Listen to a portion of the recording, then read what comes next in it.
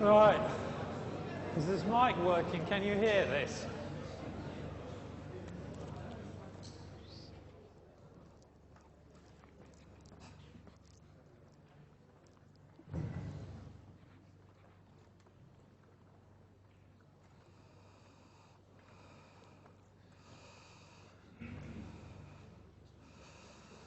Okay, there doesn't seem to be a lot I can do about the mic if it's not working. So I'll do my best to make myself heard. You seem to be able to hear me better when I'm here. Does the mic now picking me up? Ish. If you end up not being able to hear me, then somebody start waving at me.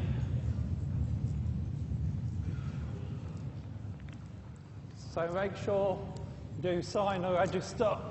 Make sure all the registers come back to me before the end. Anybody want one up there? So especially make sure the one that's gone up there gets back to me.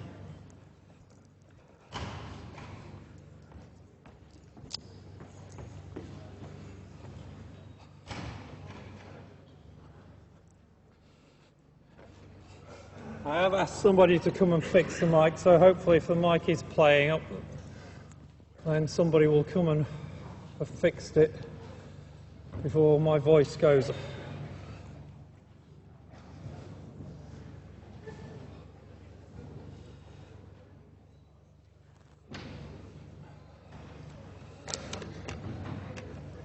Okay, what we're going to do today is actually look at some weird goings on. So, to some extent, I've been lying to you so far about what's actually happening.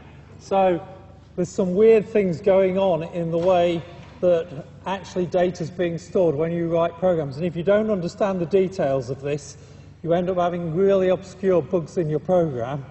On the other hand, it gives you a slightly different style of programming to the way you've been working so far. So, what I'm going to do is start this with an example. And ultimately, it really stands out in the way things are written as methods. And it's really about what's going on when you pass arguments to methods, for example. But it actually is something even more fundamental than that, because it's about what's actually happening when you do assignments to different things. Is this all going to fit on?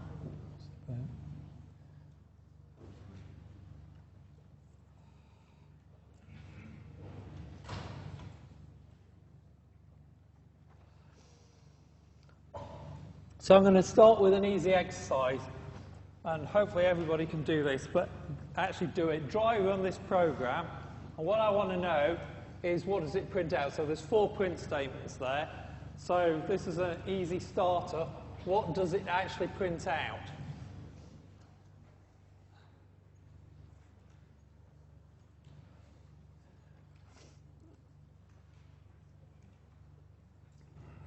Maybe I can get this over on the other screen as well.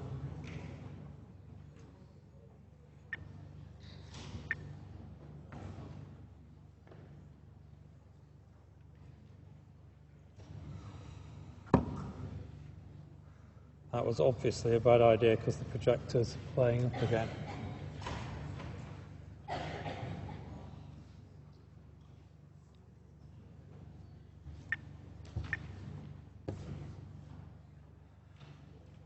I'll give up on the projector.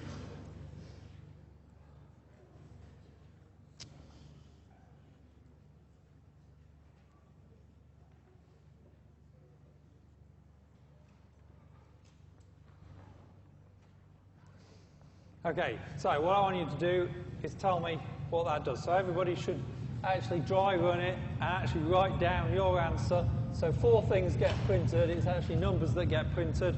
Write down what the 4 things that get printed are. So I'll give you another minute to do this. You ought to be able to do it really quickly by now, because it's just doing basic initialization of variables and assignments. So it's week 2 stuff.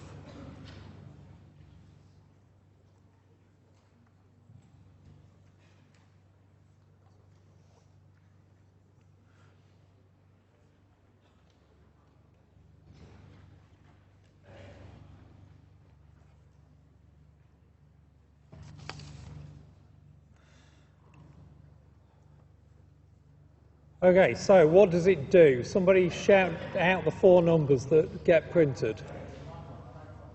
Sorry, what was that? 1151.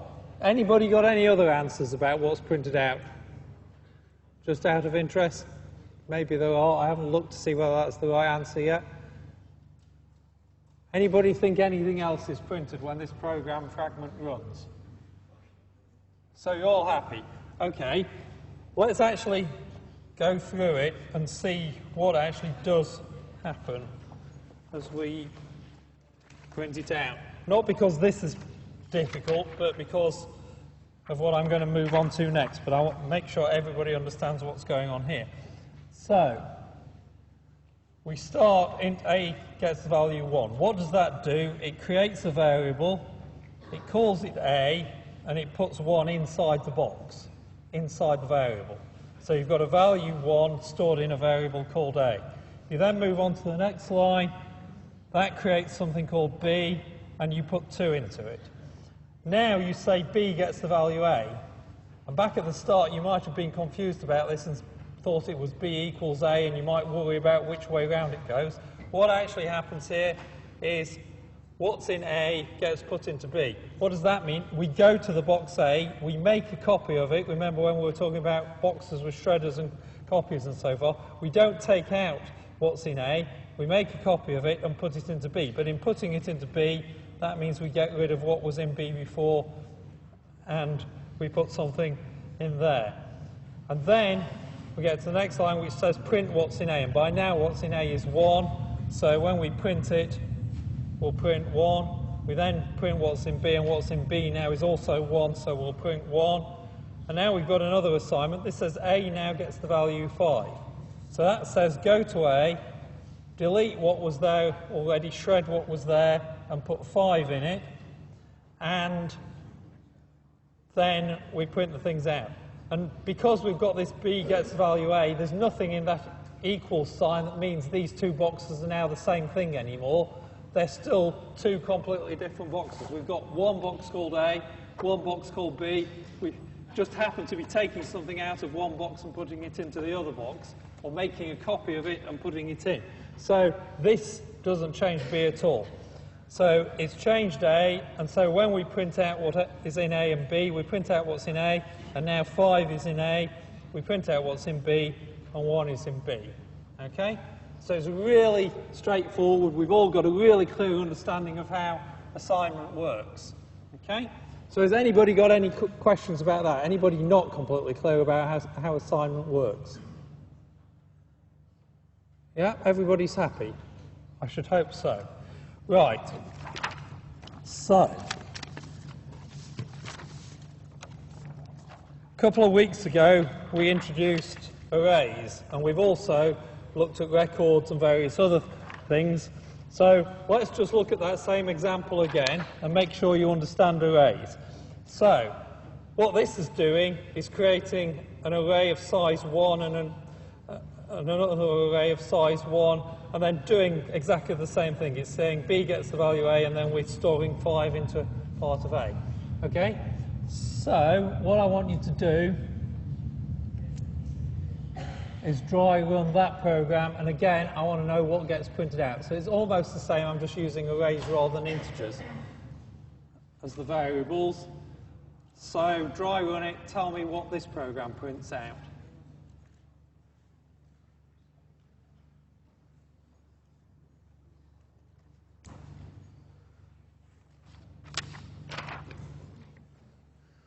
I'll leave the original one up here. Let me fiddle with this.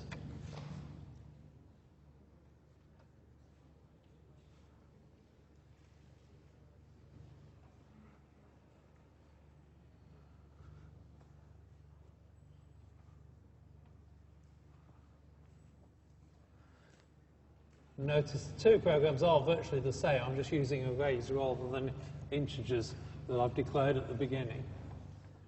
So, if you dry run it, what is that program going to print out? I'll give you a minute more to think about it and make sure you've checked exactly what happens. You're not being fooled by anything.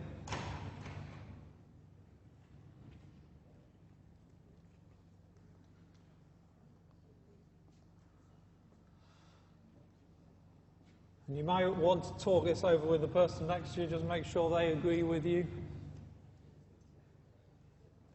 If they don't agree with you, have an argument.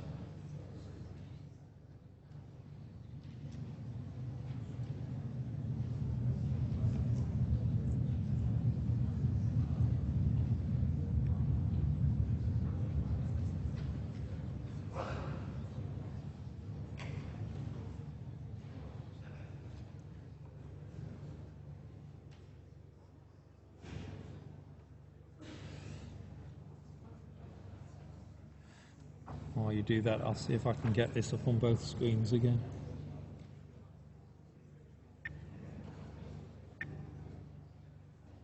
Oh, that works. That might make things easier.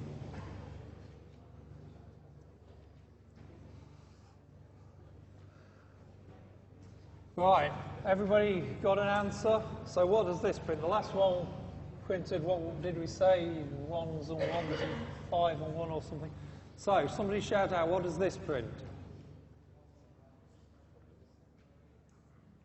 Anybody, what does it print? 1155, somebody says. Anybody got a different answer? So hang on, one thing at a time. So, one person has said it prints 1155. Somebody else just said it printed 1151. Any other answers? Sorry? 1252. Any other answers? Yes? 1155. Oh, I've got that at the top. I've already put that answer, 1155. Any other answers?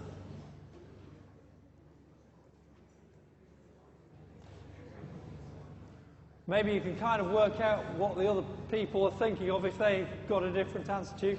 Let's do a vote. Hands up if you think what this program prints out is 1155. Can't all be right, obviously. One set of people's right. So we've got a smattering of people think 1155. Hands up if you think 1151. That's most people. That is actually what we said the other program did I think, wasn't it? Hands up if you think 1252. Few people. Hands up if you think something else. But if you think something else, tell me what it is, because everybody else might then vote for you. You may be right. No? Okay.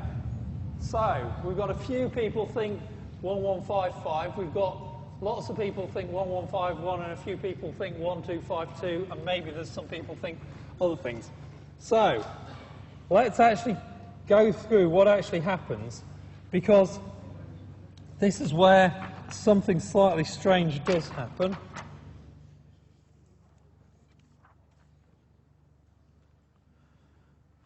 Actually, let me do it on here. Just give me a moment.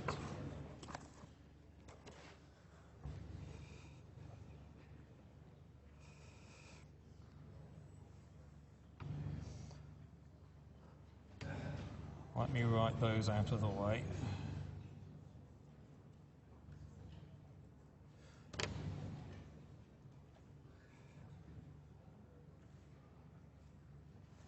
Right, let's go through it and what actually happens.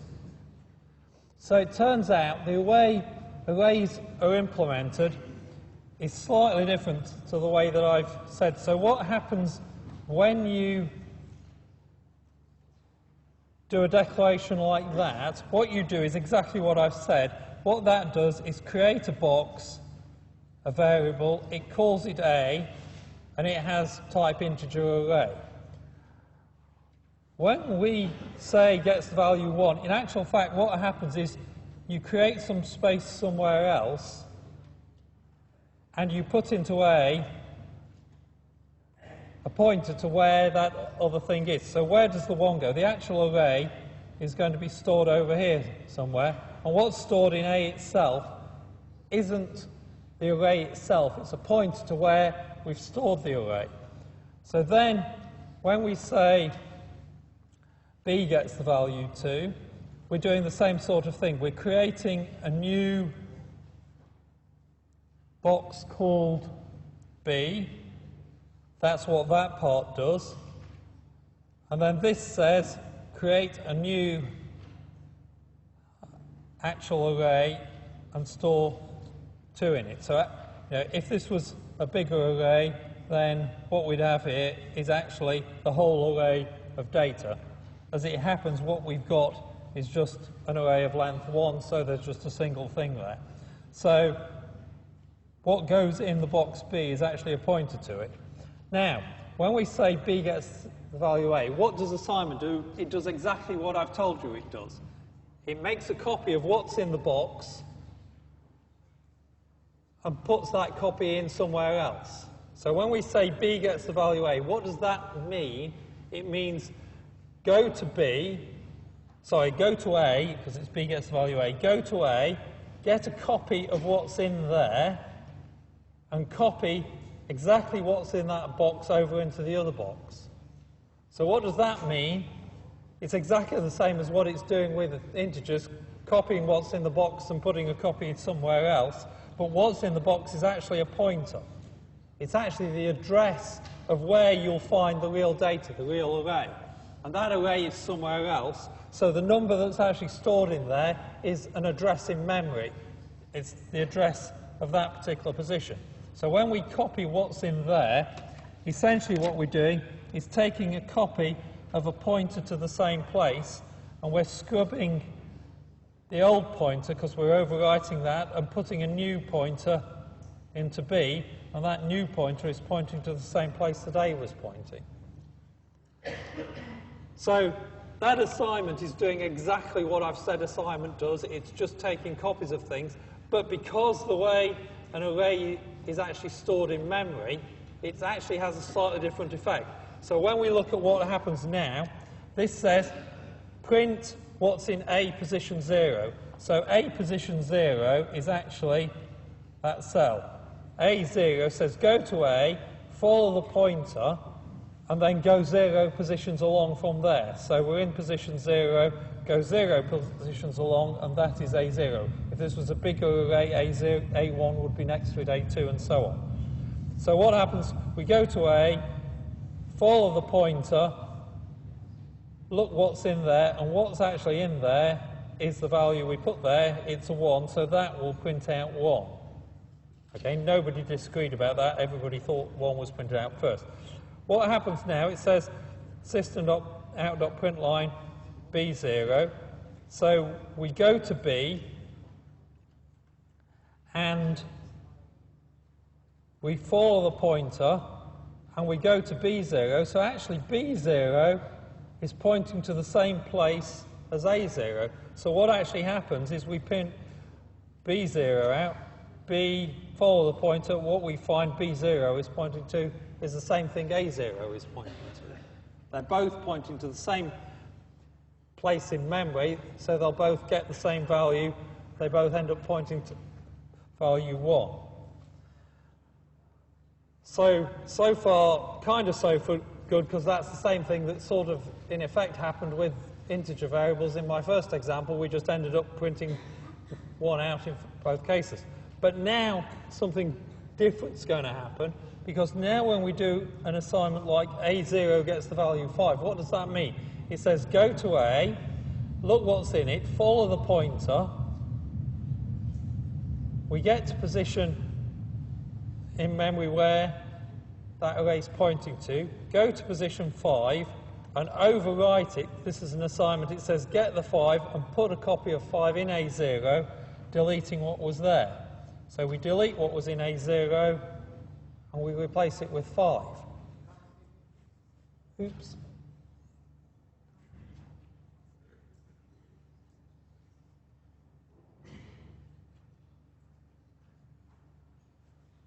Everything there.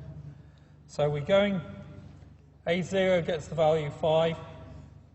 We go to A, follow the pointer to find the cell we're talking about. We're talking about that cell, that's A0, and we're storing 5 in it, so we've stored 5 in A0. But the thing here is, B is actually now pointing to the same place, because we changed its pointer. We changed its reference. So now, when we print A0, we just printed out the 5 that we just put in there. But now something different's happening. because now when we print out B0, what does that say? It says go to box B, follow the pointer, but the pointer's now changed from what it was originally. It's actually pointing to the same place in memory as A is, and so we've changed the value in that place in memory. So what do we find when we go to what B0 is pointing to? We get the value 5 again. So what actually is printed out is 1155. So whereas with integer assignment, an almost identical program prints out 1151, when you do the same thing with arrays, something completely different happens. You get a different answer. And why are you getting a different answer? It's because things are completely implemented in a different way.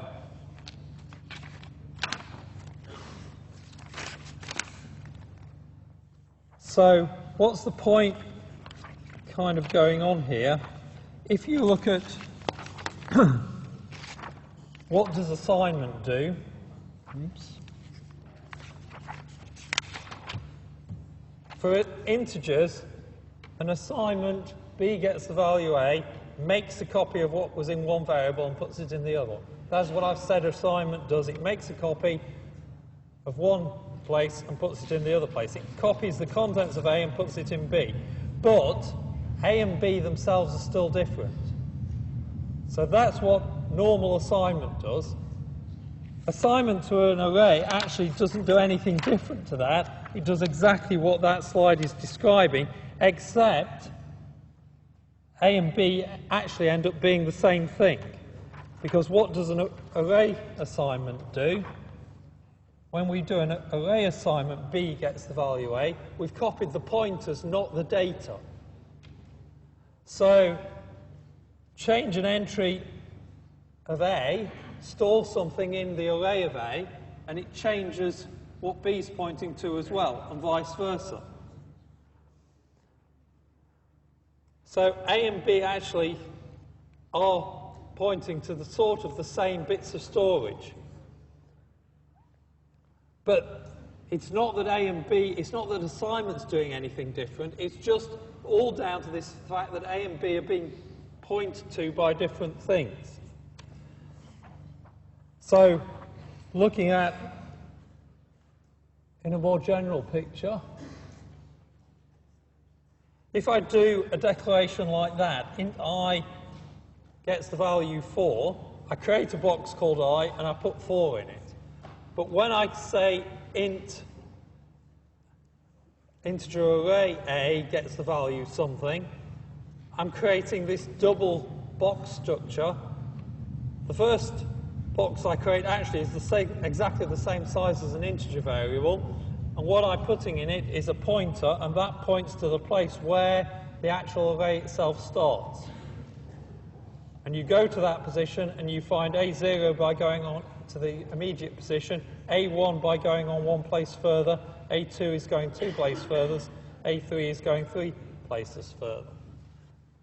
And that structure of how the array is defined in memory actually completely changes the behavior of some of these things that you do with it. And actually it leads to a whole bunch of slightly bizarre behavior happening, and if you didn't realize it, you end up with programs that have bugs in them. And it actually explains a whole bunch of things I've been glossing over and not really telling you. For example, why do we have equals equals that works for integers, but then I tell you you've got to use dot equals for strings and arrays and anything else, or you've got to write your own dot equals method? It's actually all down to this. So what is dot equals doing? It's comparing those two boxes. What is equals equals doing? It's actually comparing boxes. What is dot equals doing? It's following pointers and comparing the things when you follow the pointers.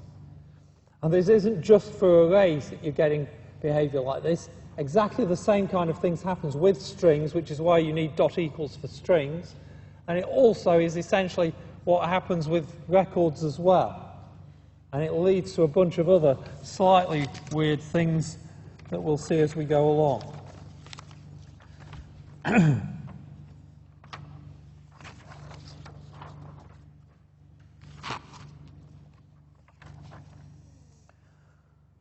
So, whenever you're tracing arrays, you've got to think about them as this sort of dual structure. When you're trying to understand a program with arrays, always think about them as this dual structure.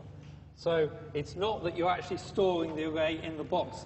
Now, when I've been talking about it so far, I've sort of said, oh, an array is just sort of stapling my boxes together. It's not actually. What does an array look like? It's a whole bunch of cells where the array data is, but the array itself, when I create an array called A, I'm creating a small box, and what do I put in that small box? I actually put a pointer to where the actual data is. So that data is stored somewhere else in memory, and what do I put in there is just something that records where I stored it. So why is this happening?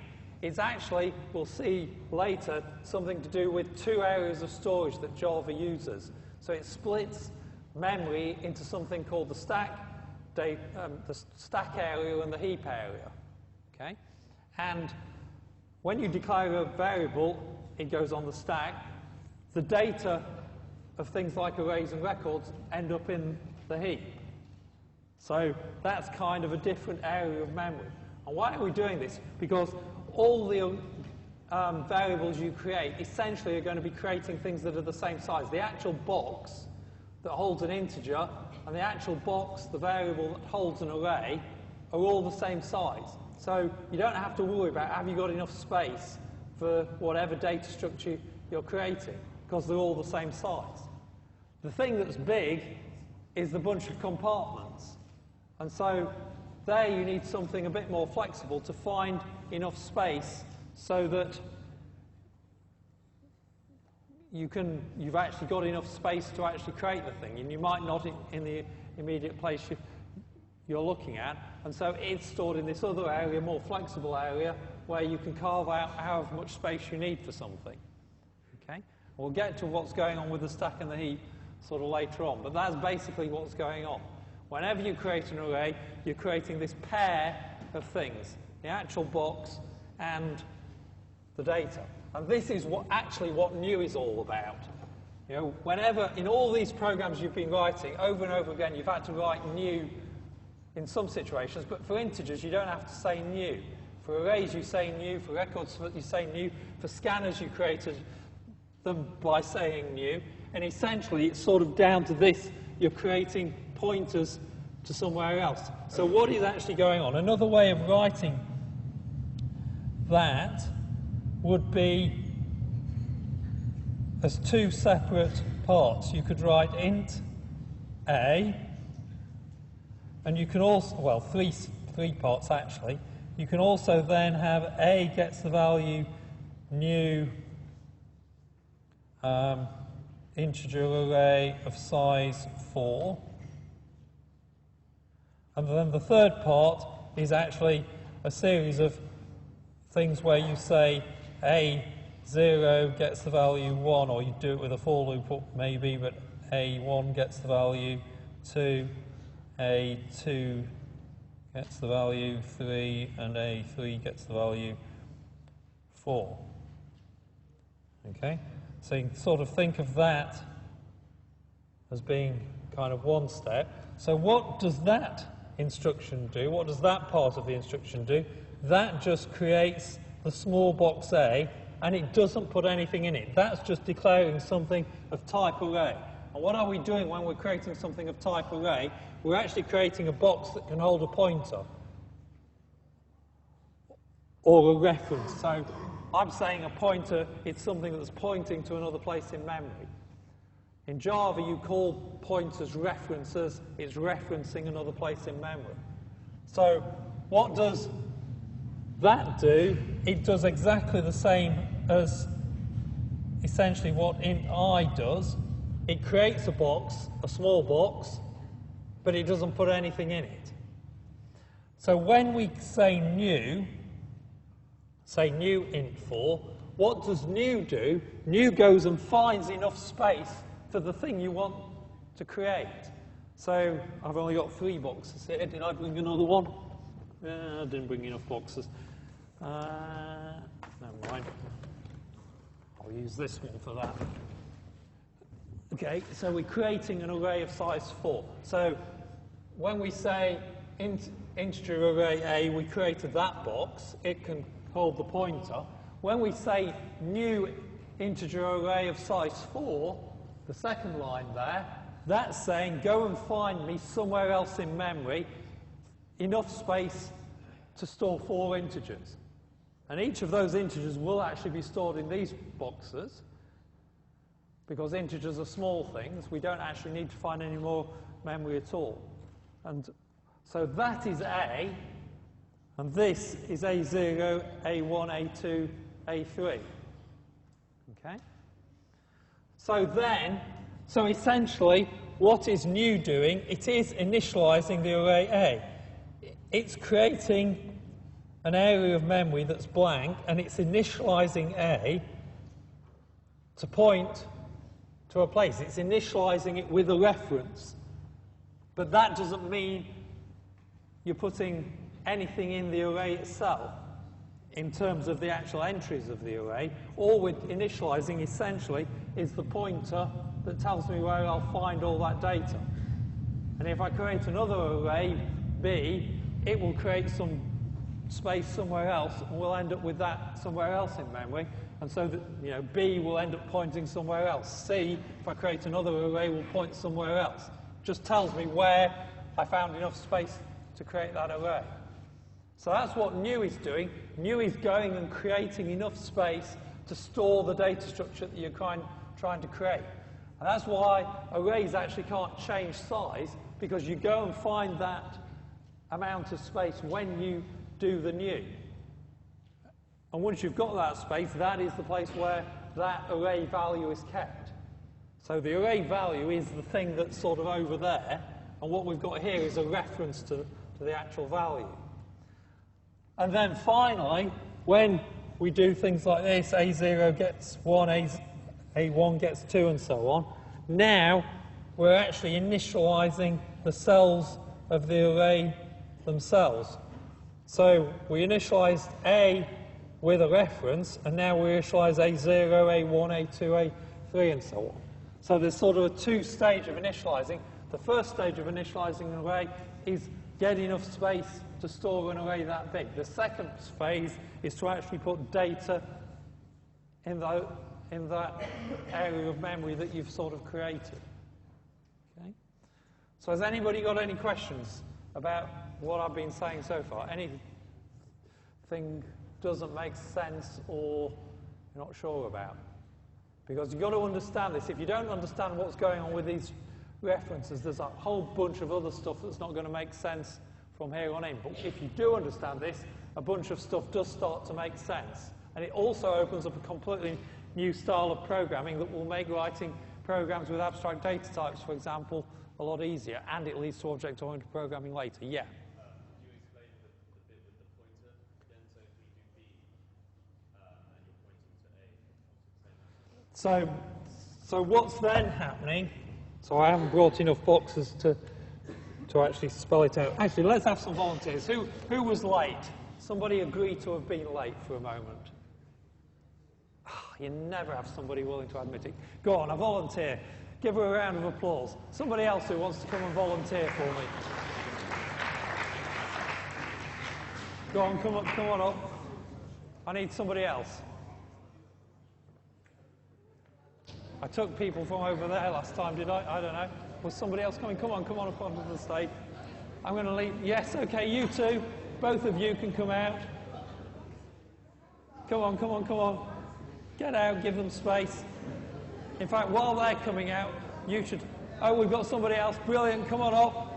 More people, the better here.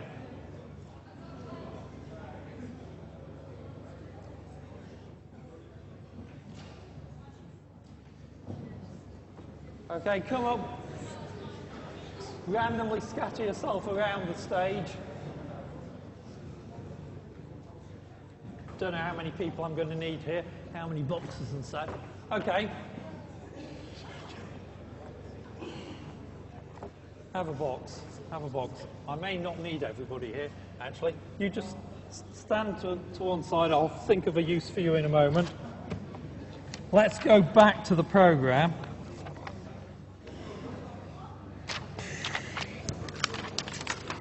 Wait a moment, wait a moment.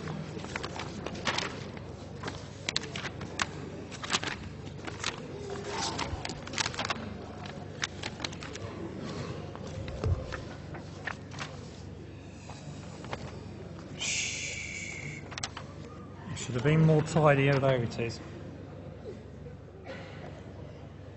Let's step through this program a bit at a time, okay?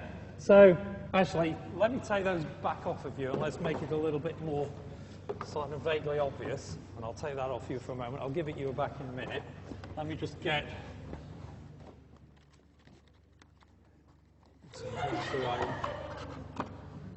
things going on behind me. Right, what happens, oops, didn't mean to take that pen because that was pointing to places.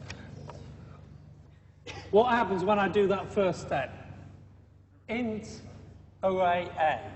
What do I do? I create an integer array, so that's what you are, and you are just A. So this is your name. That's not what goes in the box. You're called A. Okay? So I've given her a name, and she's got a storage space.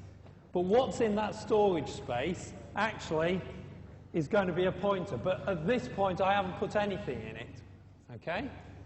So what happens then is I then do that, and that's actually shorthand for new int of size 1 and A0 gets 1, in fact. So what does that do? It goes and finds another bit of memory. So you kind of be a random bit of memory over there somewhere. So new creates another bit of memory that's somewhere else and allocates it. And if this was a bigger array, this would be several people. So let me change this example just slightly. And let's suppose we actually say it's 1. Let's not use that. It's 1, 6. So it's an array of size 2 I've created. So it doesn't create one piece of memory. You come over here, it creates something with 2 pieces of memory. And you sort of are stuck together. It's like glue. Okay, actually turn around so everybody can see you. So you're stuck together like glue.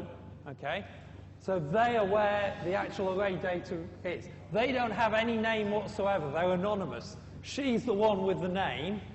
And what happens when we do put something in the box? What do I put in the box? I put a pointer. It's an arrow to a particular place. So what you actually know is it's there. Okay, so your pointer is pointing to that. If I want to get a value for you, what I'll get is just a pointer that sends me over to where I find that. Okay, so you're not connected other than by the value that's in there. And what is that pointer? It's actually just a number. Okay, so when I then do the same thing for B, so let's suppose I say, oh, and then I put values in. So I say int A gets the value 1, 6. I put a 1 in A0, and I put a 6 in A position 1. So I put values in the array, okay? So she's pointing there. Okay, let's now go on. Ooh, another volunteer. Watch where she sits. When I do this, this says create another array B, okay? So we've got another array. So your name is B.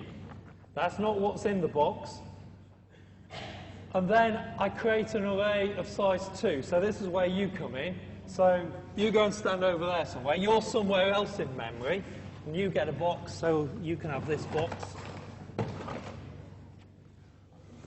Okay? He's anonymous. He doesn't have a name associated with him. So what do?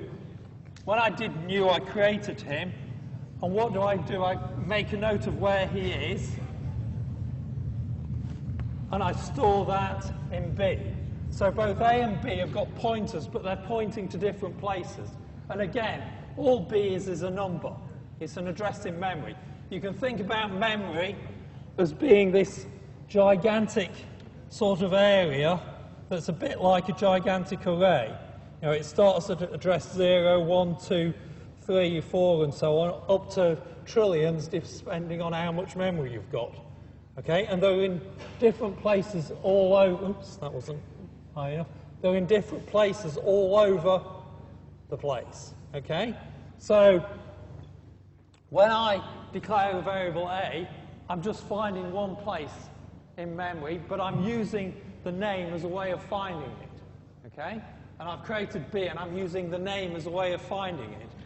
But the actual array data themselves, they're somewhere else. They don't have names. The only way I can find them is by going to the pointers and following the pointers. But anyway, what did we put in here? We put a 2 in. You know, so what did I do? This says b creates a new whatever and puts 2 in b0. So I go to b for it and I put a 2 into there. Okay? So this is where we actually get to the question that I was asked. So what actually happens when we say b gets the value a? Well, it's exactly the same as we did before. Nothing, absolutely nothing new happens with that assignment. What does the assignment say do? It says go to the box, make a copy of it, and put it in a new box. So now b gets the value a. I've got to go and find a. Where is a? Oh, it's here. And what do? Is I make a copy of what's in there. And what's in there is an address over there, you know, 20,200,062 or something, some position in memory. I'll draw it just as an arrow. So I make a copy of exactly that address. I've copied A, and what do I do with that copy? I make a copy of what's in the variable, and I put it into B. So I put it in here. And what do I do with whatever was in B? What do I do when I destroy it? Yeah, so I put the new value in. This pointer that was pointing to him is destroyed. Okay? Completely destroyed.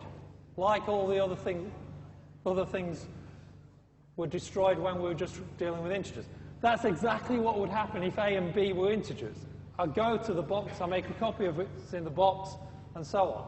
Now, where is he pointing now? He's pointing to them over there. Where is she pointing? She's pointing to them over there. Okay? Who's pointing to him now? No one. He is actually completely lost. He's set adrift. Nowhere, nobody knows where he is anymore. He's completely forgotten about. He's basically lost. Unless I'd made a copy of that pointer before I destroyed it, we've got no way of finding him again. We can find these two because they've got names, but I didn't give him a name. We can find those because they're pointed to. They're now actually pointed to by two separate things, but he's not pointed to by anything. Okay? So that value that was stored in there, we're never going to see again. It's completely gone. Okay? Yeah? You initially had B has one integer as an array, and A has two integers as an array, right? Yeah. So, isn't there an extra integer? Copying A to B, B only has a single integer inside of its array at the moment, so that guy who's lost. But A and B are essentially just pointers to places. So, and that's the point. They aren't actually in there. What's in there is just a pointer to a place in memory.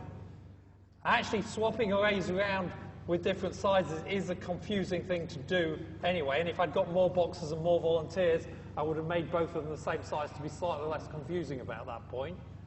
But what's in those boxes, there's no information whatsoever about anything other than a pointer to where you'll find the data, essentially. Yes, go try it and see if Java complains. The compiler might complain. It's not a good thing necessarily to do. Yeah. Sorry. Does B still exist? He's B, and yes, he still exists. Does he still exist in memory? Yes, he still exists, but nobody knows where he is. Okay? Except there's something called the garbage collector in Java, And the garbage collector goes around looking for things that have been lost and clears them up for you. And this actually varies with different languages. You can do exactly this in a language like C, for example. And in C, he would sit there forever. Okay? And if you didn't clear him up before you throw away the pointer, he would take up that bit of memory forever. And this is something you can do with C programs. You can end up gobbling up the whole of memory because you forget to clear up your pointers before you cast them off. So in Java, what happens is there's a program called the garbage collector, and it goes round looking for things that nothing's pointing to and frees them up and hands them back to the memory management system. So it's a little bit like in a restaurant. There are two models of running a restaurant. There's the sort of posh restaurant version where you pay for waiters and waitresses, and the waiters and waitresses, when a customer leaves, go and clears up the table so the table can be used again. That's a bit like what Java does. The waiters and waitresses are acting like garbage collectors. They go around finding tables, find tables that have got no customers and lots of garbage, and clear them up again and make them available to be used again. In languages like C, they're like a cafeteria like the ones, the curved cafeteria where nobody tidies up your mess. If you don't tidy your tray and all your plates away, then that table ends up not being used because there's a bunch of garbage there. And it just uses up the table, and eventually you have no tables left because they're all filled with garbage. So there, the idea is before you release the table, before you walk away from the table, you actually free up the table for somebody else by taking all your garbage and handing it back. You essentially hand the table back. Okay? So the answer to the question is, you can't ever get back to him. Nothing's actually remembering and will allow your program to get that value. But luckily, the garbage collector will sit and run in the background and find any garbage you've actually discarded like that and free it up so you don't run out of memory. In C, you have things called space leak bugs where you run out of space because you didn't free up memory. Because imagine this is in a while loop, running a program for lots, over and over again. You keep using up a bit of memory and then forgetting about it, and use up a bit of memory and forget about it. Eventually you'll use up all the memory and you've got no memory to do anything anymore. And that's one of the reasons that things that causes programs to crash in C, because programmers screw that up. Okay? So a lot of languages have got these built-in garbage collectors because programmers can't be trusted to get it right and remember to clear up before or they finish using stuff. There's a downside to garbage collectors, though, because garbage collection, it's basically a little program that's tagged onto your program, an extra method that runs in the background. And what does it do is it churns around looking for things to tidy up, and every so often it basically sets back in motion and starts tidying everything up. And the trouble with that is your program essentially freezes while it's doing it. So if you've got a real-time program, maybe it's something, I don't know, like something in a hospital, a heart pacemaker, for example. And that heart pacemaker, its job is to give you your heart a boost to make sure it keeps pumping every kind of fraction of a second. Now, if you have a heart pacemaker and it's got a garbage collector in there, every so often the pacemaker would realise, oh, I've run out of memory, I'd better go and garbage collect. And it will pause looking after your heart while it goes and tidies up. You die, and then it comes back to life and says, oh, I'm ready to pump that heart again. Oh, he's dead. Okay, so you don't want garbage collectors if you're writing real-time programs that have got to respond to things happening in the world in real time. And that's why there isn't, or one of the examples why you can't have one language that fits everything. Garbage collection's fine if you're a lazy programmer and can't be trusted to do it yourself. But it's really crap if what you're doing is writing a real-time system which its job is to monitor things, and it's got to be watching all the time, because otherwise it pauses while the garbage collector happens. Okay? So, do you understand garbage collectors? Any other questions about garbage collectors? Because otherwise I'll get back to the example. You do need to know about garbage collection.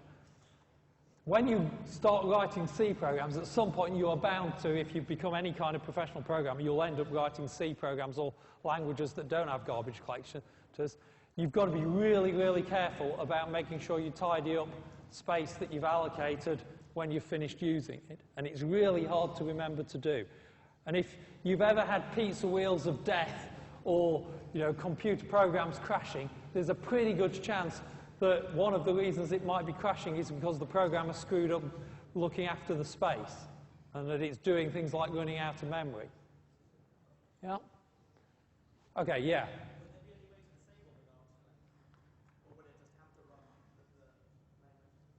So, well, the way it works in most languages with garbage collectors, it's just something that's in the background. You have no control over it. You certainly can't get any of that data back. The whole point about it is you've released it. At the moment, there's nothing pointing to that place. The garbage collector, once it finds it, will just assume it's an empty piece of memory and allocate it. So the next time you ask for you do a new command, it just finds some space, and what it might find is this bit of space and bring it back into use. But what value was there will have been shredded, essentially. In actual fact, what's there is still the piece of data that was there, because really in the program there is no elf in there tearing data up. So when you leave something, whatever random bit pattern was there stays there, and that's one of the things hackers exploit. They use bugs in program that mean data is still hanging around, and so you can kind of find it. It's also one of the things forensic scientists use, so forensic criminal investigation use. Why can they kind of analyze your hard disk and find out what was going on even though you think you've deleted stuff? Because probably your programs didn't delete anything at all. They just gave the pointers back. And if the data wasn't overwritten, the actual ones and zeros are still there to be sort of explored. Yeah? Any other queries? Okay, getting back to what's happening with the assignment. So back to you lot. We've got an A and a B, and what we've done now, remember, we've destroyed the pointer that was pointing to him. Unfortunately, I'm not running the garbage collector yet. It's sitting waiting on the sides, so he doesn't get to sit down until the garbage collector comes into action. But we've got this pointer pointing to there, and we've got that pointer pointing to there. So that's all the assignments done. And if what we've got there in integers is exactly the same, we've just copied the integer from one place to the other. References really are just like integers. They're just addresses in memory. They're just big numbers, essentially. So when we print out A0, what does that mean? I go to A, I follow the pointer to 0, and I find there's a 1 there, and I'll print out the 1. What happens when I go and print out B0? I go to B, I follow the pointer, and the pointer's telling me to go there.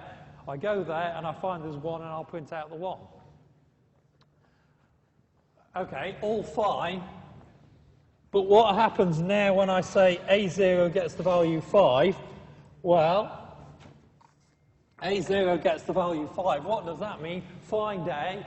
I go to A. I'm not changing A itself. I'm not changing the pointer. I'm just changing A0. So if I say A0 gets some value, I follow the pointer, I get to position 0, and I change that to the new value. I've got a value 5. That value gets destroyed, and the value goes there. Okay? And notice, when I'm talking about garbage collection, I'm not talking about the values. The values really are destroyed because the bit pattern is overwritten. So garbage collection isn't about clearing up garbage like that. Garbage collection is about freeing the boxes, freeing the memory spaces that's got the values in it, not anything to do with the values themselves.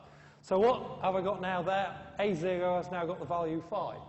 So now what's happening when I go on to print this in the next sort of lines? So print line A0, that says go to A, go to position 0, following the arrow, and I find position 0, and I print out the 5. What happens when I print out B0? I go to B, I find the pointer, I follow the pointer, which sends me back over here again, and I get the 5. They're both pointing to the same place, so the same value gets printed out. Yeah? So I've forgotten who asked the question, somebody over here. Is that answering what you were wanting in spades? Okay, does everybody understand what was going on? So you were starting to put your hand up. Question, no? Any other questions about this?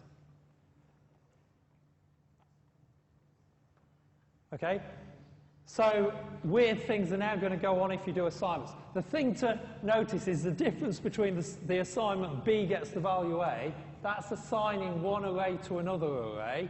It's changing the pointers. It's sort of doing whole array assignments, and that's different to A0 gets the value 5, or if I said something like A0 gets the value B1. When you're talking about A0, A position 0, what I'm looking at here is an integer. This is just an integer variable, essentially, that's just packaged together with other integer variables. So there's a difference between A gets the value B or B gets the value A, and A0, A1, AI gets the value something.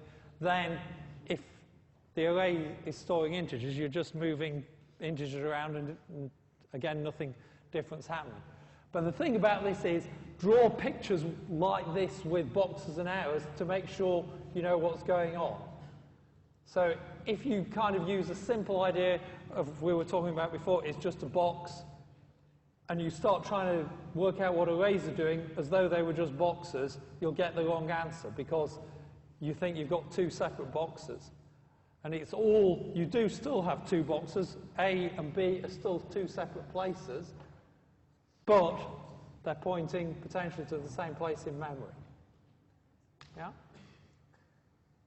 Okay. Do you all understand that? Okay, at which point my program finishes, and when my program finishes, the garbage collector definitely comes into action, and everybody gets to go home. So look, nobody's got any more questions, you can all go and sit down. Give them a round of applause, because they were proper volunteers. Thank you. And I'll have to clear up all this rubbish afterwards. Right, other questions? Yes. The top. Oops.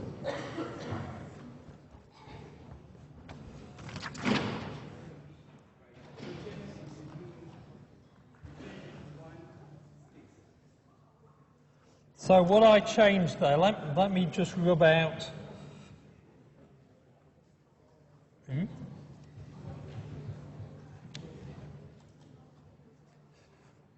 What I just did there was a program like that, just to make that clear. I probably should have rubbed out all the guns before.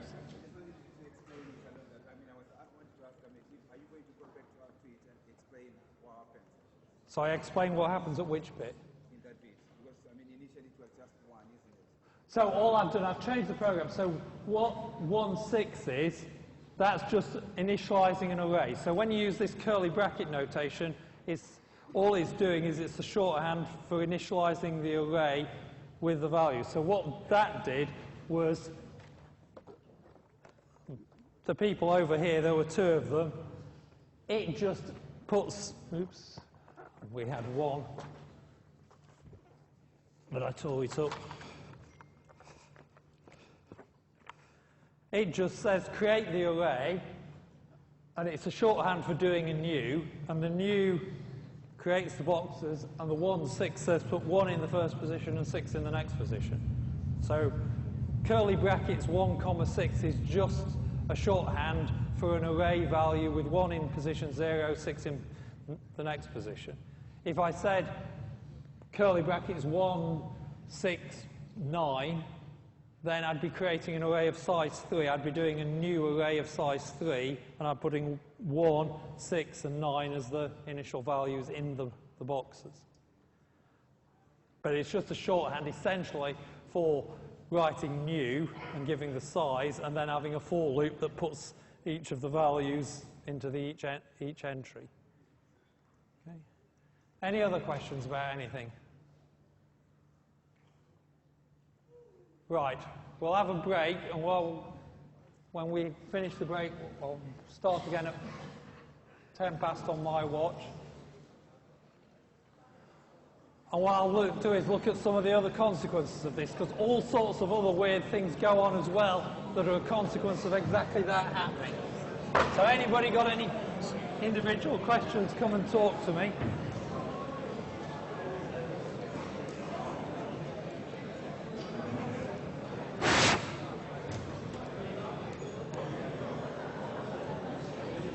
I'll start up again in 5 minutes. Can I have the registers back as well? Anybody didn't sign the register? Sign?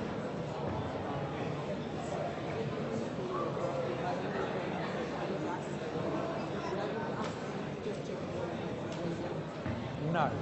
But when you finish the program, it just clears everything up. You can only check what's there by following the pointers in the variables you've saved, essentially. But it shouldn't be something you have to worry about, because if you've written the program properly, then you've only deleted things that you don't need anymore. Yes.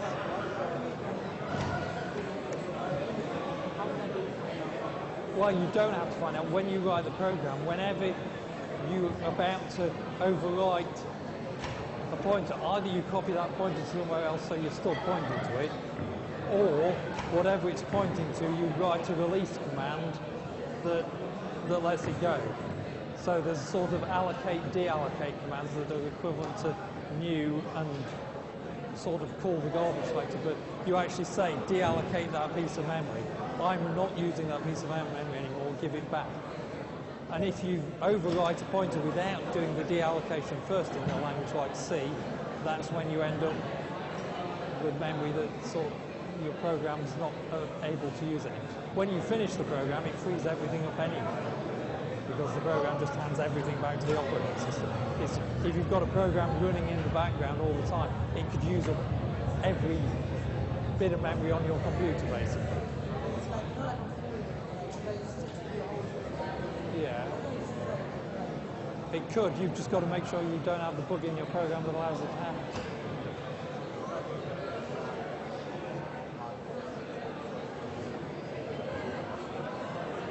Not really, no. So it's all in the same memory, it's just dividing the memory into two parts, essentially. But they're both directly accessible from the program, and quickly as well. Yes.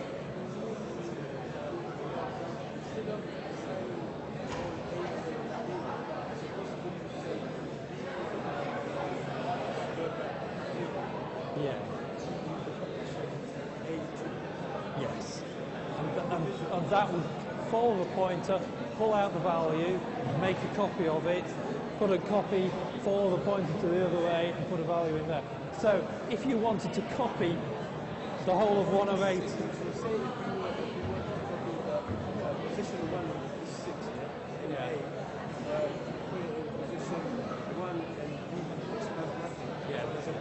yeah, then you basically do exactly what you said, and you'd indicate the particular positions. So if you wanted to copy the whole of one array into another array and still have two copies of them, instead of doing A gets the value B, you would have a for loop that says for I equals 0 up to the size of the array, A position I gets what's in B position I, and that would go and get the value, make a copy, put it over there, get the next one, put it over there. But you do that by AI, A0, A1, A2, and so on. Yeah?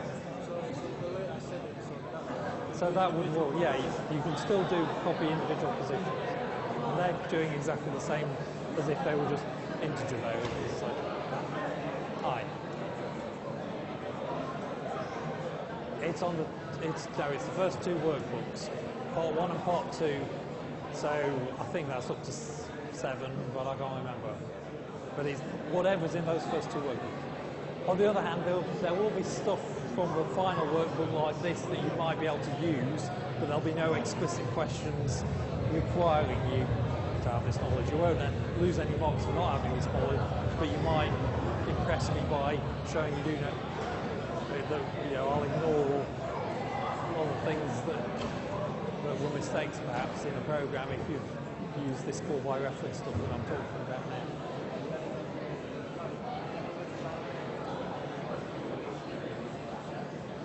I don't think there is in Java. I think you just rely on the garbage collector. Yeah, I've not heard about it. an explicit mechanism, then there might be some obscure corner. But part of the point of it is the idea is it's all kind of under the bonnet. You shouldn't have to worry about it, which is fine as long as you're not doing real-time applications that need instant access, instantly reacting to things that are happening in the real world. So in a sense, it's there to kind of help programmers because it removes a big source of bugs. And Java was originally designed as a web programming language and for writing things like applets. And so in those such circumstances, in the way they originally conceived it, they wouldn't be used for real-time programming. Now it probably is, but the way the world was when Java was invented. You Google it, but I've never heard of a mechanism. But it's not something that's necessarily a good idea to do anyway. You'd have to have a very special reason to want to do it.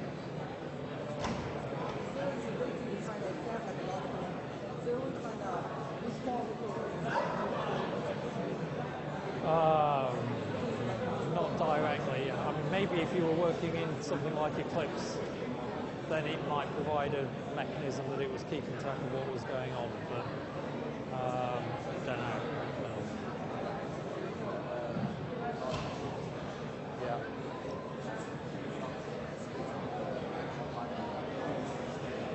Yes.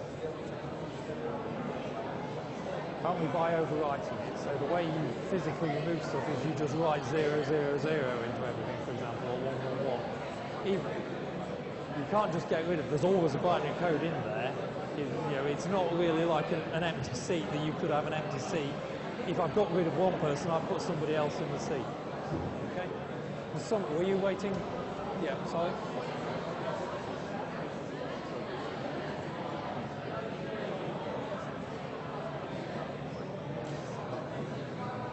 Yeah. In A itself, there's a pointer telling you where you'll find 1 and 6.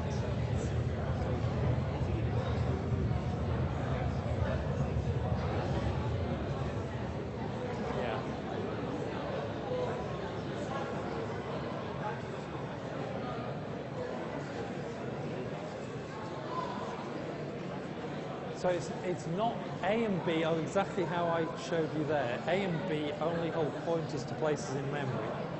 And what you find when you get there is the actual data. So if you make the pointer point somewhere else, it will just be pointing at that particular place in memory. I'm not sure that that actual example, the compiler might stop you doing it. I'm not sure that the compiler might spot that you're assigning things of one length to a place of another one. Of course, the compiler does do things like that, but there's probably situations where you could make it happen and the compiler won't be able to.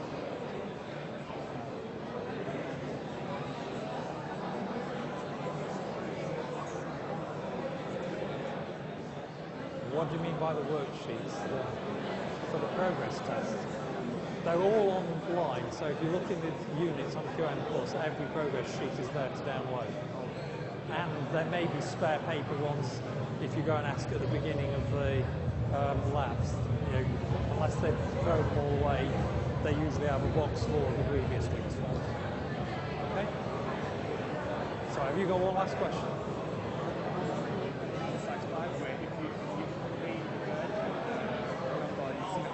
Yeah.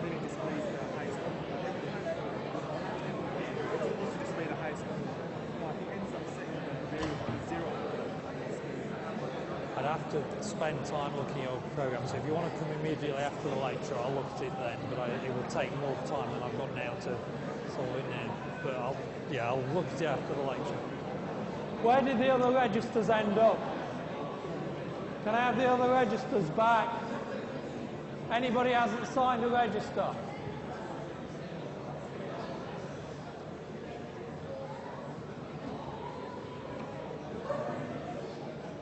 Still one register missing.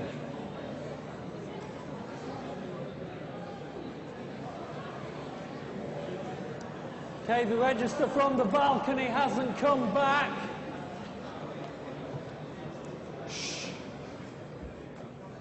the register from the balcony hasn't come back. If it doesn't get back to me by the end, then nobody who was on the balcony will have been here. Right. So,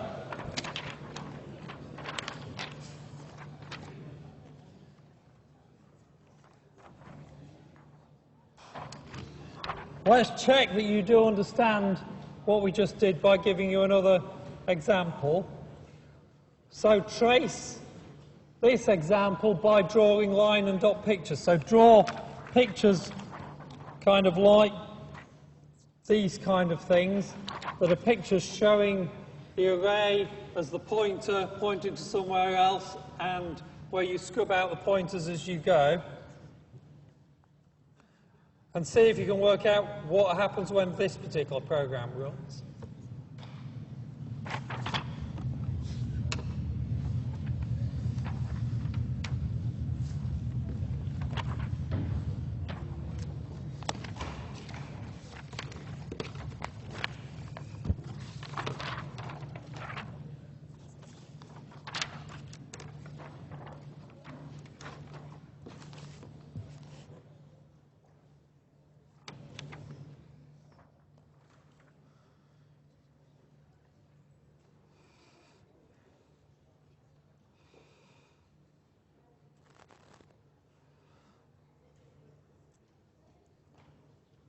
While you do that, I'll just clear up some of this rubble.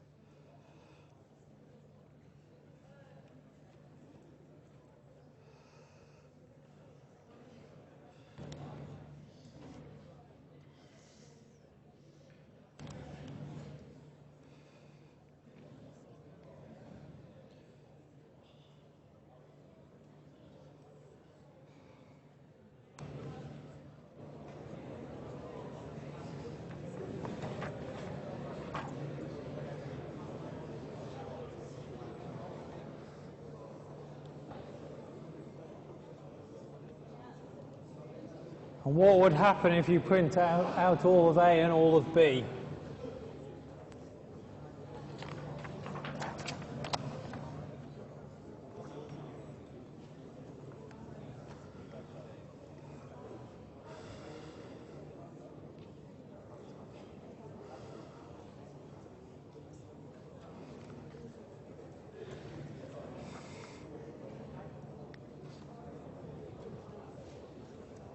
Right, so let's go through this.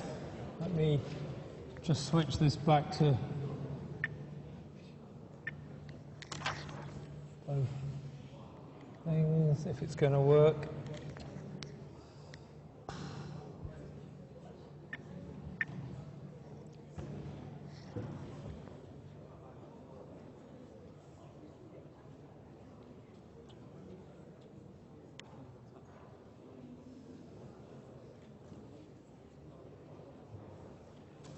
So let's go through it a bit at a time. Oh, I've just swapped mics. That sounds like I'm louder again. Can you hear me? Is that better? Okay, let's go through this. So the first, the first line, create an array A and make it point to an actual array storage space with 1 and 2 in. So we create a box A and make it point to 1 and 2. We then create something called B and make it point to 3 and 4. So what that leaves us with is this. We've got an A pointing to 1 and 2, and we've got a B that's now pointing to 3 and 4. And then we say A gets value B, which is what we've done before. And what does that do? It makes A point to the same place B was. We take a copy of B and put it into A, so A and B are now pointing to the same space. And now if we say A0 gets the value 5, we go to A, follow the pointer to position 0, and overwrite that 3 with a 5. And so what we get is both A and B are now pointing to 5, 4, instead of what B was pointing to 3, 4. So essentially what's happening here is we're ending up with a sort of aliasing mechanism where two names, two variables can be pointing to the same pieces of data. And so when you change one, you can change the other. And that actually introduces lots of scope for all sorts of weird bugs in your programs. So it's really important that you remember that this is what's going on. And when you're writing programs, you have to actually think about this, because weird things really do then happen. So, anybody doesn't understand step by step what's going on there? The other thing to realize as well, it's exactly the same that happens when you create a record. So, and any kind of thing that's an object in Java, what you're creating is things with references that point to other places. The only thing that aren't stored as references are the very basic types we introduced right at the beginning. So integers and characters and booleans aren't stored as references, but anything that's at all complicated, anything where you use new to create it, is actually creating references to somewhere else. Okay, so if you really do understand what's going on, you should now be able to tell me what prints when you run a program like this.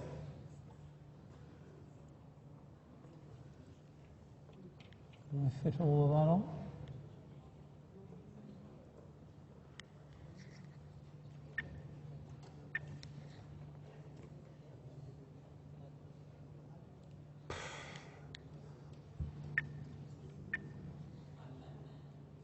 Oh, I've managed to get it to work. So, what's going on here? We're declaring two arrays. We're then just testing if one array is the same as the other, and if they are the same, then we print out they're equal. We then do this sort of same kind of assignment that we've done before. A gets the value B, and then we test if they're equal and print out that they're equal or they're not equal. Yes?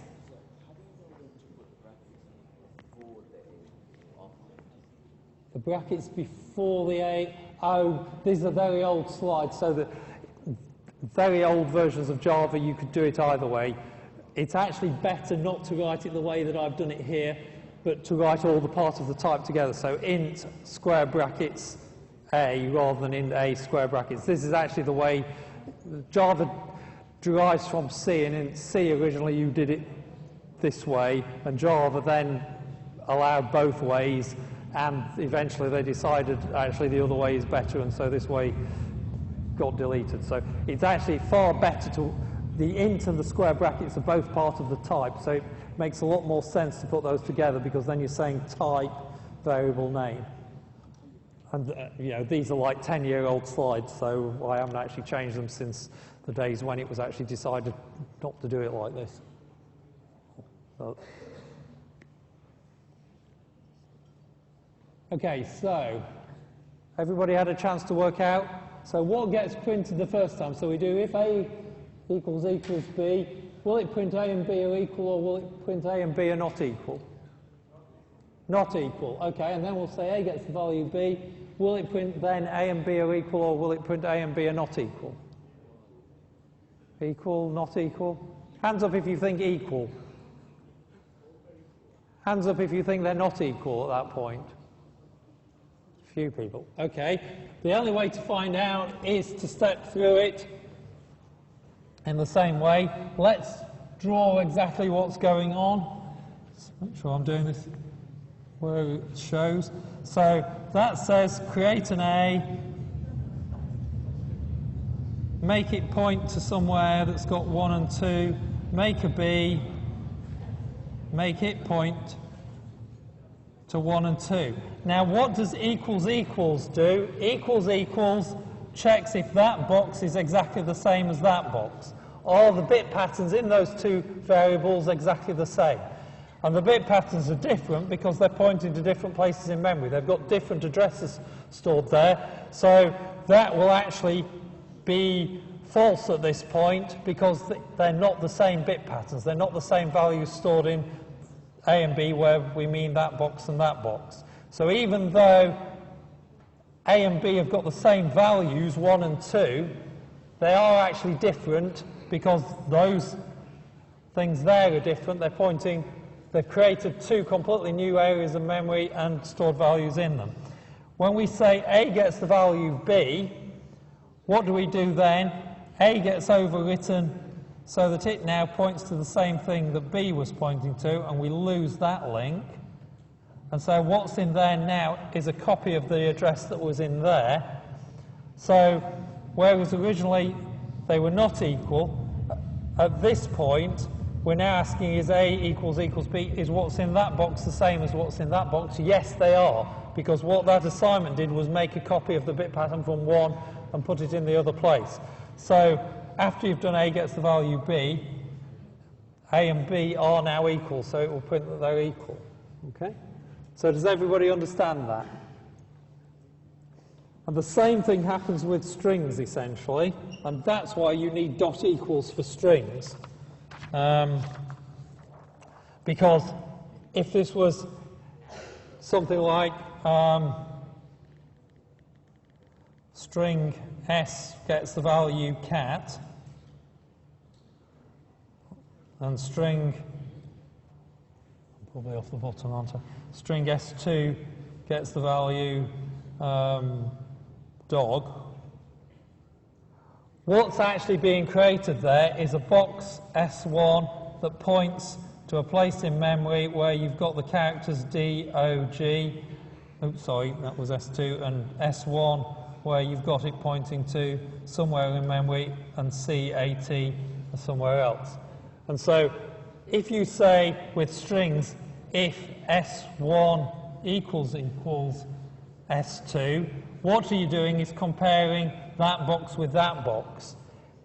If instead you write if S1 dot equals S2, what dot equals is actually a little method with a for loop in it, and the for loop follows the pointers and checks is that character the same as that, if it is that one the same as that, is that one the same as that. So dot equals follows the pointers, follows the references, and compares the individual characters to see if they are the same sequence of characters, as opposed to are they just pointing to the same place in memory.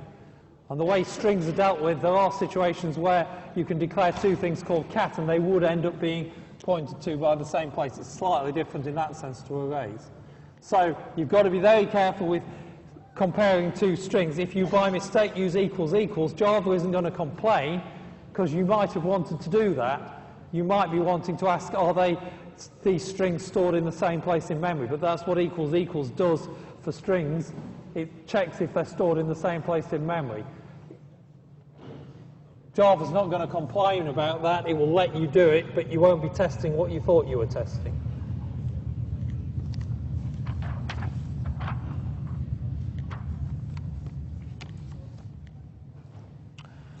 Okay, so what has this got to do with the stack and the heap? Well, essentially,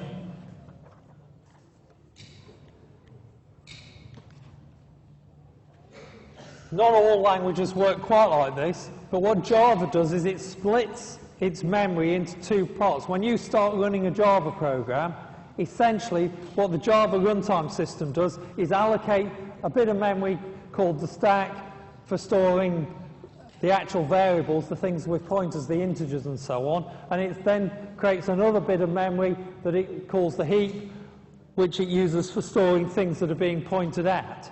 So things, whenever you use new, you're creating things on the heap. Whenever you just do a variable declaration, it creates something on the stack. So if you had a series of declarations like this, where you said something like float pi gets the value 3.14159, and then you add well, actually, let's do it the other way up because it's more accurate. If you had int n gets the value 21, Boolean b gets the value true, you then had character ch gets the value a single character c, and then you had float pi gets the value 3.14159. You had a series of declarations like that. What essentially happens is in the stack, when you do that first declaration, in n gets the value 21, it just carves off the first area in the stack, allocates that to be where n is, and stores the 21 in it. You then declare Boolean b gets the value true, and the stack just grows upwards. You just go to the very next free place in memory and allocate that to the next variable. So every time you declare a variable, you actually just create the next free space in memory, and it works its way up. Each new thing just uses the next free space. Okay? Something slightly different happens though if the next thing I did was something like string s gets the value cat. What that does is sort of the same. We've done a variable declaration, so it will carve out the next free place in memory. It gives that the name s. And what does it store in there? Well, nothing until it does the assignment and initialize it, but what it stores in there is a pointer to somewhere in memory. And where does cat get stored? Cat just gets stored over in the heap. And similarly, if I declare the sorts of things I was just doing, if I said integer array a gets the value 1, 2, that creates in the next space on the stack a variable a and finds somewhere big enough in the heap that can hold 2 values and stores the first value in one part and puts a pointer from the heap to the stack. So what's happening is that each time you declare a new variable, the variable itself, the thing you're giving a name to, gets stored in the next space on the stack working upwards. And that's why it's called a stack, because you're building upwards. It's like a stack of chairs. The next thing always goes on top, and the next thing goes on top. And if you clear things away, you're actually clearing them from the top downwards as well. The heap just builds up higgledy-piggledy. You just go and find a spare space. So if you imagine, this whole lecture theatre was an area of memory, and people sitting in a seat just means that bit of the heap is being used already. Essentially, what's happening with the heap is when we say new, what I do is I go looking around, and I'm trying to do a new of size 3, and I found, there's 3 spaces there, I'll allocate those, and I'll take a pointer to that space, and that pointer is what I store. And then I'm looking for, I need another space of size 4, and I go looking around, can I find anywhere in memory size 4? We've got 4 spaces there, I'll make it point to there. So you just find anywhere in memory on the heap, anywhere in heap that's big enough for the thing you're needing. And what the garbage collector is doing is keeping track of pointers to things and following pointers and then freeing up things. So if it decides nothing's actually pointing to a particular place, it just says, okay, bog off, and keeps track of that as being a free seat now. And so now instead of having an area of 2, 4, 6 places, the garbage collector sort of frees the space and keeps track of, there's an area of 6 spaces there now. Okay?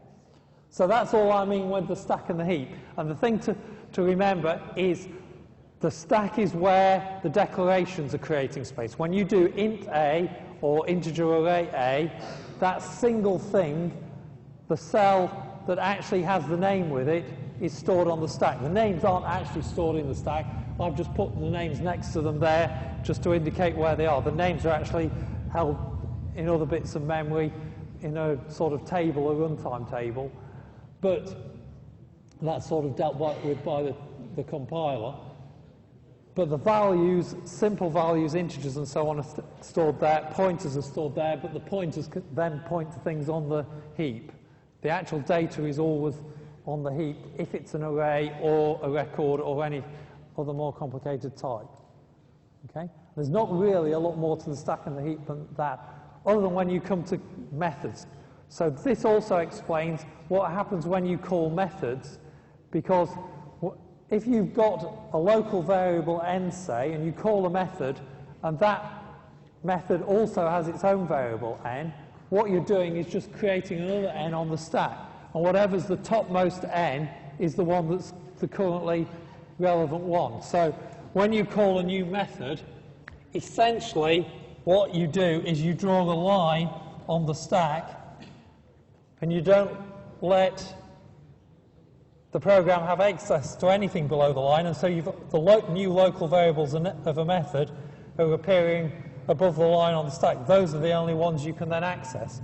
And when you return from a method, you throw all of those away and clear that memory area of the stack and throw away the line, and now you can see the stack frame below all the local variables in the method you were in before.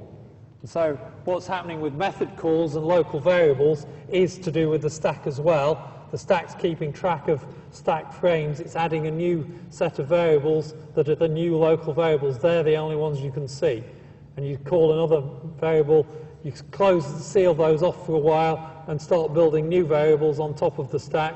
When you return, you clear them away and just go back to whatever was the previous thing, whatever had called those methods. Okay?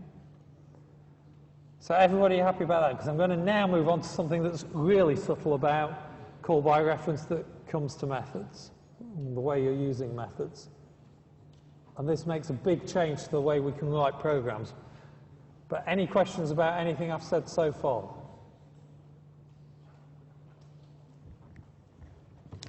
Okay.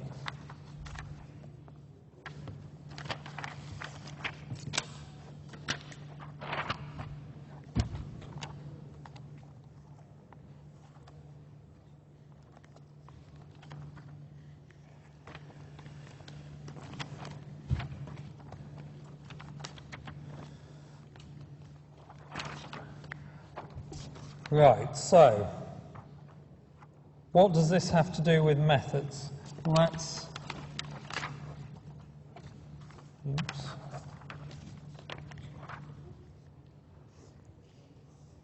Let me fit on.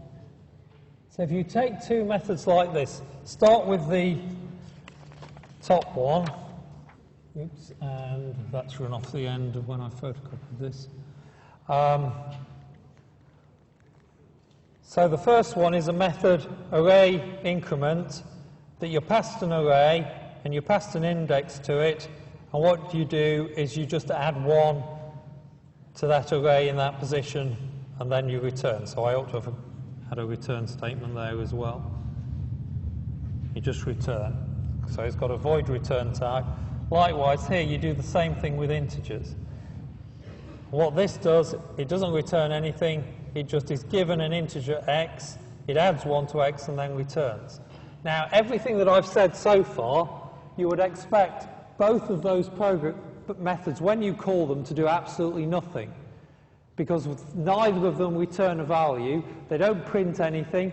All they do is change local variables and then return, so they throw away what they've changed. And everything I've said so far means that when you return, you throw things away. But actually, it's more subtle than that.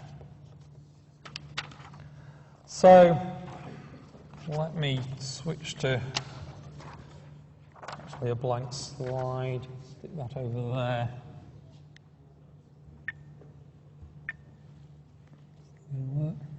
Okay, those are the two programs.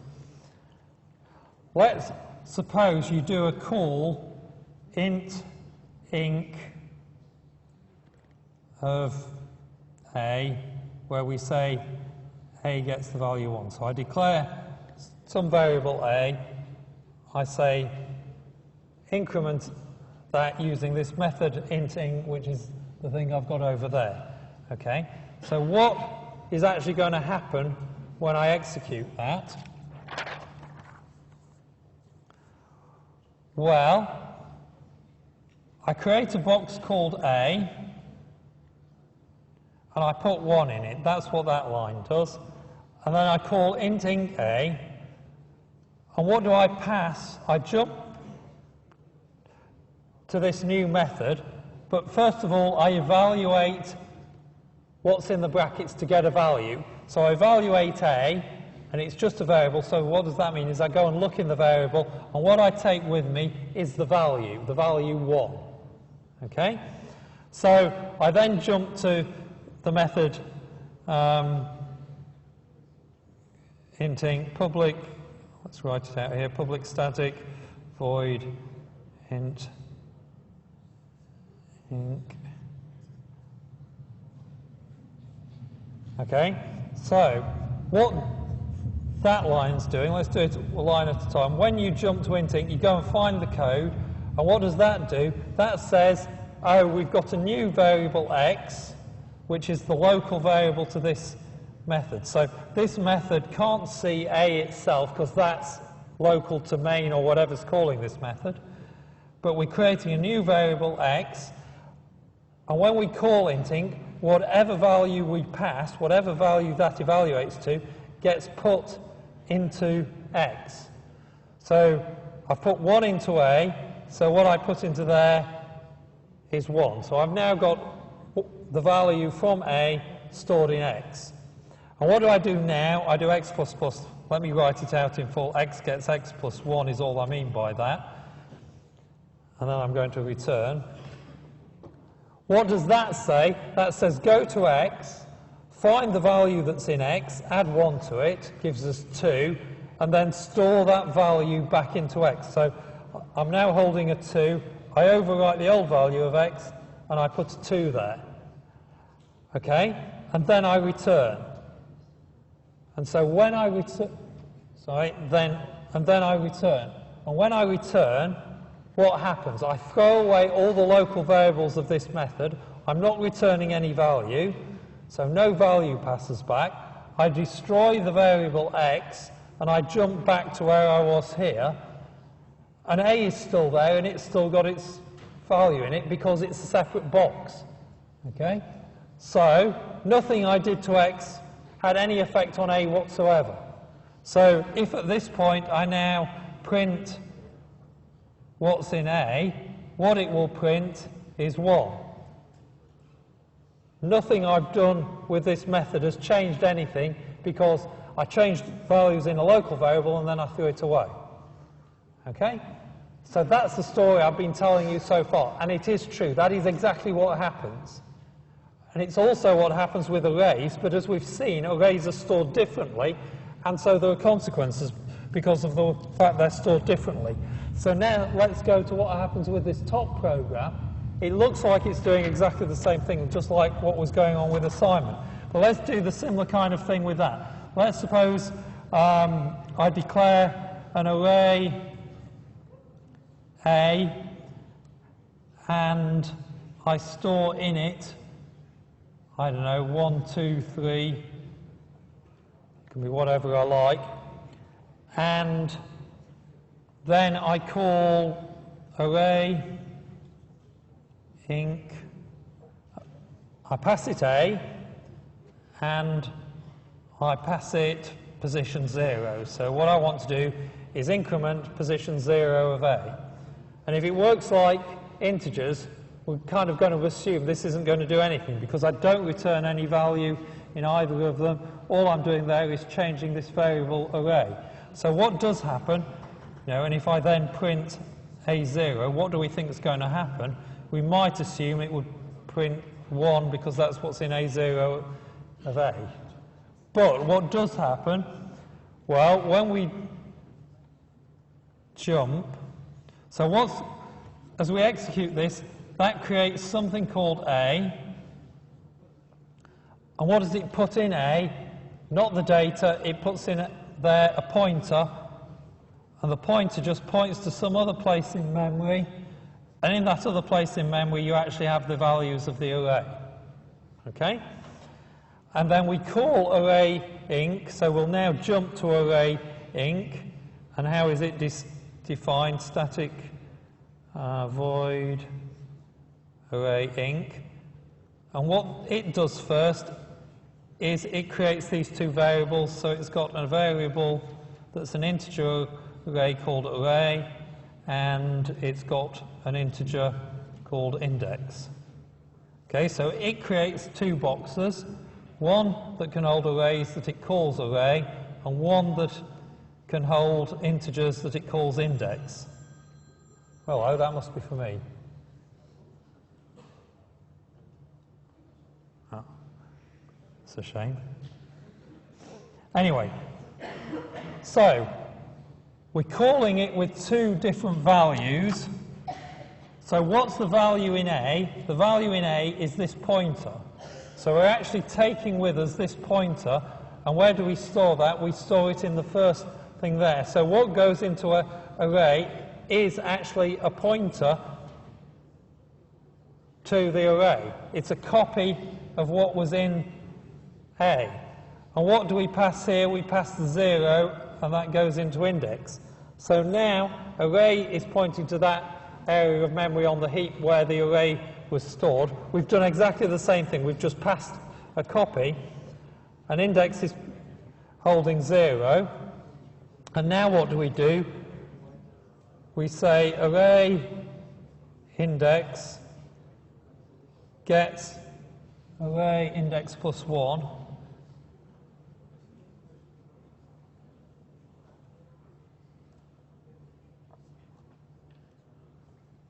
So what does that tell us to do? So array is now pointing to there. Index is 0, so this is effectively saying array 0 gets array 0 plus 1. So we go to array, we follow the pointer, and go to position 0. So that's the 0th position, that's the 1 position, that's the 2 position. We go to that position, and this says, find out what's in there. It's a 1. Add 1 to it, gives us 2, and store the answer back into array position 0. So we go to array, go to position 0, and store this new value 2 into there. So fine, we've done it. And then we return, and what happens when we return? We throw away all our local variables. So just like we did before, array disappears and index disappears. Those variables don't exist anymore, and we jump back to the stack frame we were in before with just the variables we had before. The only thing that exists now is A, and A is pointing to exactly the same place as it was before.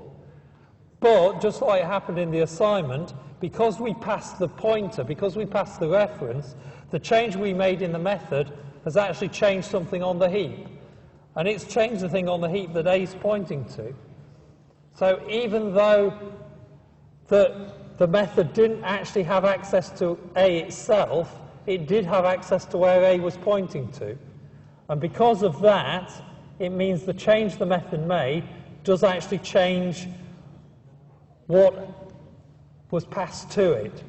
So the array A has actually been changed, even though the method had no access to A itself, because what it's pointing to has changed. So now when we print A0 out, what we get printing out is the value 2. The method did actually manage to change something.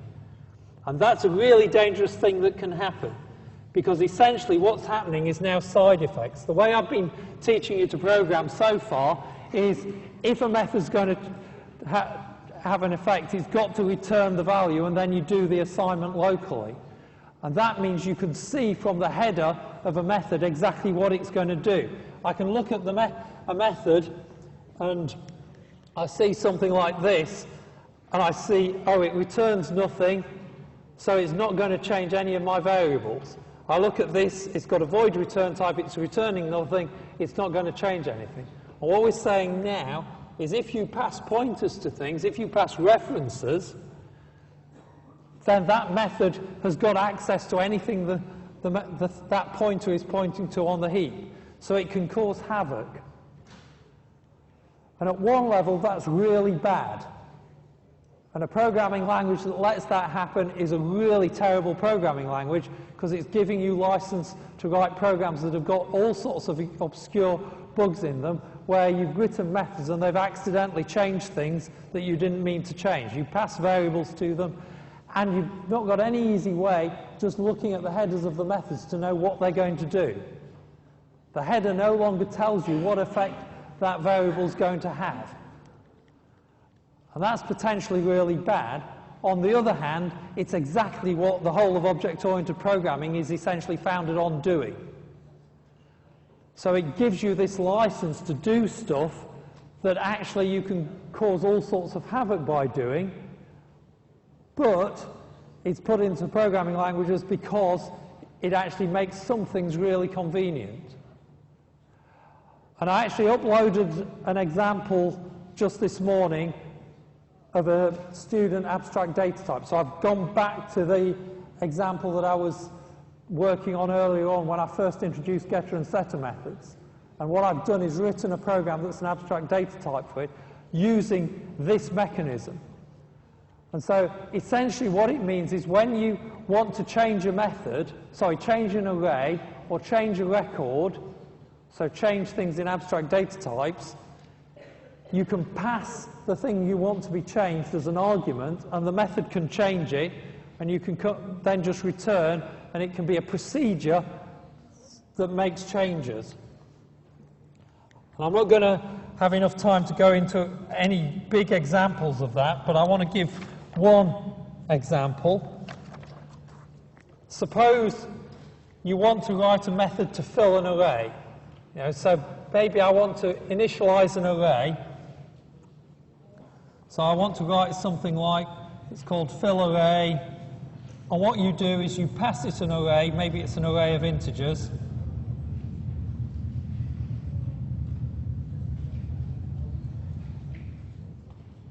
And this is going to be kind of public static. And it's not going to return anything, but I can fill the array anyway, even though it doesn't return anything. So I can write a for loop.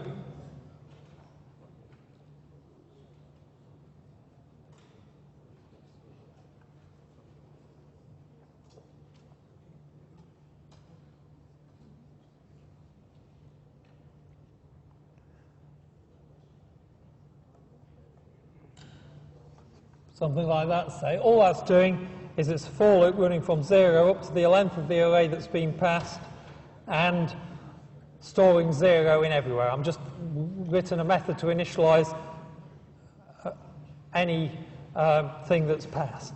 But I don't return a value, so at the end of it I just do return. And because of what we've just seen, any array that you pass to this method will have everything in it overwritten by 0. So if I call, so this would be later in the program, in main perhaps, if I call fill array with an array A, what does that do is it sets everything in A to 0. So I might say int A gets the value 1, 2, 3 perhaps. And what this will do, that method, is pass the array A, but what happens is you've got A, it's pointing to somewhere in memory, and X that's created when we jump to here points to the same place in memory, and we use that pointer X to put zeros into everything there. So when I jump back to here, A now, if you print out anything in A, print A0 for example, A has been overwritten with zeros. And that's different to the style that I was talking about before. What I would have said you would do up till now is you would write something like A gets fill array A, so it does the change and you return the value back so you can explicitly see what's happening. And essentially what I'm saying now is if you use this call by reference mechanism, pass by reference, then essentially you don't write calls like that anymore. You can write calls like that that don't return anything. And I'm putting this late because it only works in some situations. It only works for arrays, for example. If you tried to do the same thing with an integer, to set an integer or increment an integer like the method I just showed you, it doesn't work because you're not passing the reference. It only works in situations where you pass the reference. And it actually is really handy because Otherwise, you end up getting bogged down in following pointers and passing pointers backwards and forwards, and you don't really need to because of this reference mechanism. Now, some languages actually give you a mechanism to say, I want to pass by reference, I want to pass a reference to something, or I just want to pass the value. Java doesn't give you any choice.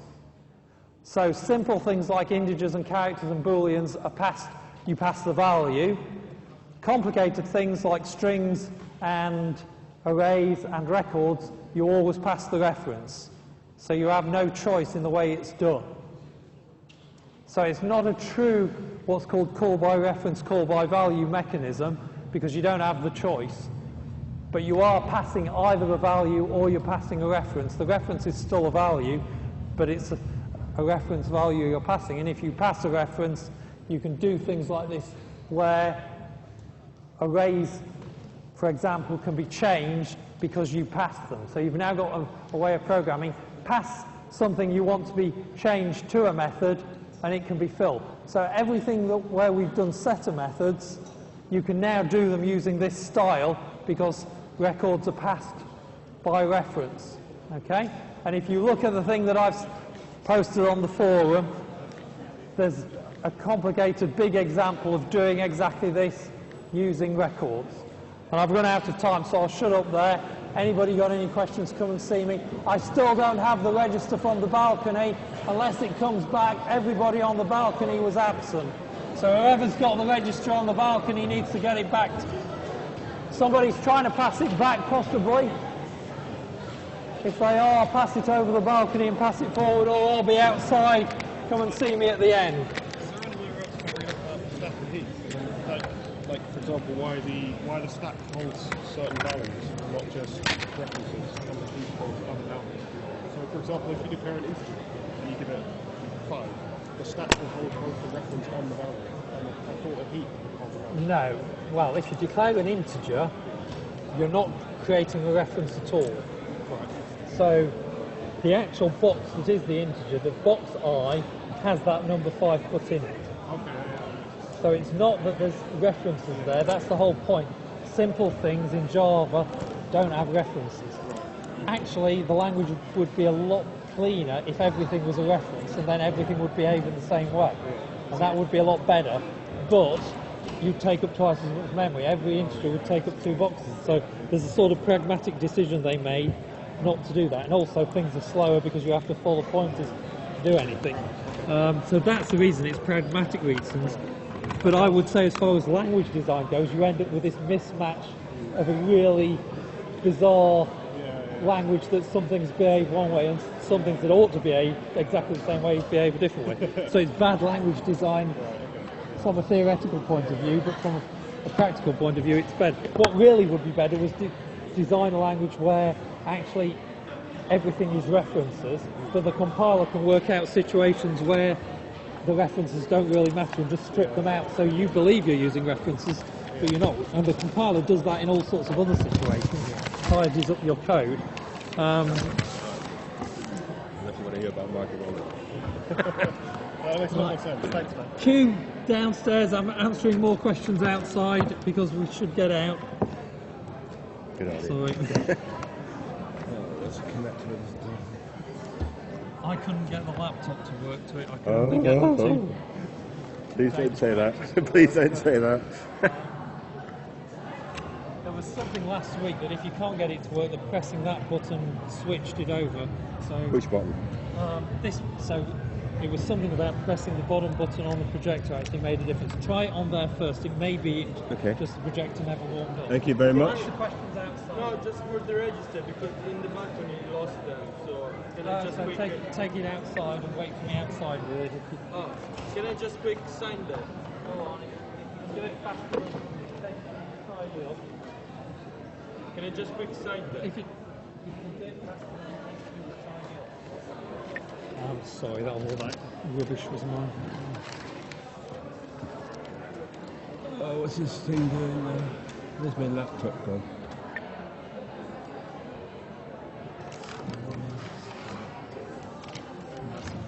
I couldn't get the mics to work properly either. So.